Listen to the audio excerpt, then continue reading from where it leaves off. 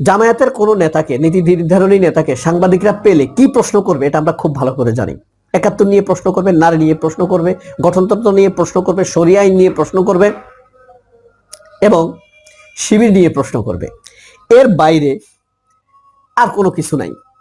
তো এই যে মুক্তিযুদ্ধ, ৭১, তারপরে আপনার ওয়ার ক্রাইম, নারী নেতৃত্ব, হ্যাঁ, জামায়াতের আমির মহিলারা হতে পারবে কিনা, এর বাইরে কিন্তু জামায়াতেরকে সাধারণ মানে বিরুদ্ধবাদী সাংবাদিকরা প্রশ্ন করতে পারে না। এখানে কিন্তু একটা ফ্যাক্ট, সব আপনি বুঝতে পারবেন কি প্রশ্ন করবে তাকে। আশ্চর্য ব্যাপার হলো এই শ্রীনিবাসন জৈন জামায়াতের আমিরকে ২৪-এর নিপীড়ন নিয়ে প্রশ্ন করে নাই, ২৪-এর বিচার নিয়ে প্রশ্ন করে নাই। খেয়াল করেছেন আপনারা? ২৪-এর বিচার নিয়ে কোনো প্রশ্ন করে নাই, গণহত্যা নিয়ে প্রশ্ন করে নাই, শেখ হাসিনার বিচার নিয়ে প্রশ্ন করে নাই। শেখ হাসিনার বিচারকে সুন্দরভাবে কার্যকর করার জন্য তার কি ভূমিকা, এই প্রশ্ন করা হয় নাই। সে ওই যে নারী নির্যাতন, ৭১, নারী নেতৃত্ব, জামায়াতের নারীরা আসতেছে না কেন, নারীকে নমিনেশন দেয় নাই কেন, এসব নিয়ে প্রশ্ন করছে।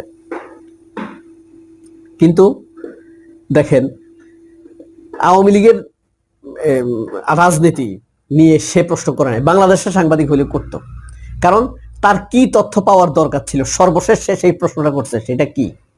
সেটা হলো ভারতের সাথে সম্পর্ক কি হবে। আমির বলছে যে, জামায়াতের নেতা বলছে যে স্বাভাবিক, ডিসকাস, সবকিছু আলোচনার ভিত্তিতে হবে। যখন নারী নিয়ে বলছে, সে বলছে যে নারী আমির হওয়া সম্ভব না, শেষ কথা। এত কথার দরকার আছে? ডাইরেক্ট বলে দিছে। হ্যাঁ, এখন আপনারা অনেকে বলবেন এখানে কৌশল খাটায় না কেন, এই কথাটা করে বলে সাংবাদিকের চেহারা খারাপ করে দিচ্ছে। ঠিক আছে, এখন ধরেন বিএনপি বললো হ্যাঁ নারী নেতৃত্ব আমরা তো প্রমোট করি, এসে তোকে দলের একটা নারীরে তো চেয়ারপারসন বানা, এখন আমরা দেখি। ওয়ার্কার্স পার্টিতে কোনো মেয়ে সভাপতি হয়েছে এখন পর্যন্ত? বাসদে হয়েছে, জাসদে হয়েছে? বড় বড় কথাই বলস তোরা, তোরা হইলো প্রতারক। আর জামাতের আমি সত্য কথা বলছি, সোজা কথা। ঠিক আছে, তোদের নারীদের চাইতে জামাতের নারীরা অনেক পেশাদার, অনেক মেধাবী, অনেক হাই লেভেলে জব করে, বিজনেস করে, অনেক বড় উদ্যোক্তা। তোরা তো গাঁজা খাস। এ মনে রাখবেন, এই হইলো এসআই সাংবাদিক। যাই দেখেন আল জাজিরা একে স্যালারি দেয় না।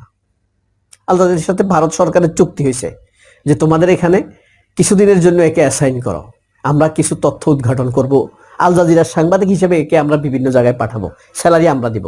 এরকম হয়, হয় মানে হয়। আমার এই কথাতে আবার সন্দেহ পোষণ করবেন না, এটা ছোটখাটো মিডিয়াতে হয় না, এটা হয় বড় মিডিয়াতে। বুঝতে পারছেন?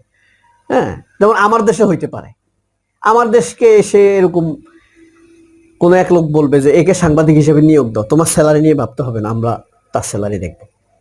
হ্যাঁ, সিএনএন হইতে পারে, আল জাজিরাতে হতে পারে। ঠিক আছে।